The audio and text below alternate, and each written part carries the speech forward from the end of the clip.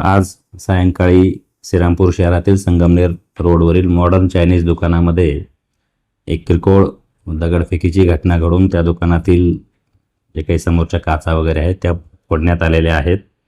ही जी घटना आहे ही घटना यातील आरोपी आणि दुकानदार यांच्यामधील एक पाण्याच्या बाटलीच्या व्यवहारावरून किंवा पाण्याच्या बाटलीच्या किमतीवरून ही घटना घडलेली आहे.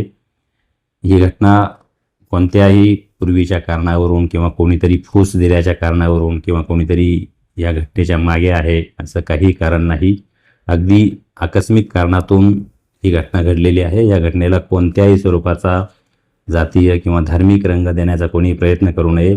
यातील जे काही 4 आरोपी आहेत ते आपण ताब्यात देखील घेतलेले आहेत. या घटनेच्या संबंधात यातील दुकान चालक जे आहेत त्यांच्या फिर्यादीवरून गुन्हा देखील दाखल करण्यात आलेला आहे. बाकीचे जे आरोपी आहेत ते देखील ताब्यात घेण्यासाठी आपली पोलीस टीम रवाना झालेले आहेत. कोणीही या घटनेसंबंधाने कोणत्याही अफवा पसरवू नये किंवा जातीय धार्मिक तेढ निर्माण होईल असे वक्तव्य करू नये किंवा असे मेसेजेस व्हायरल करू नये.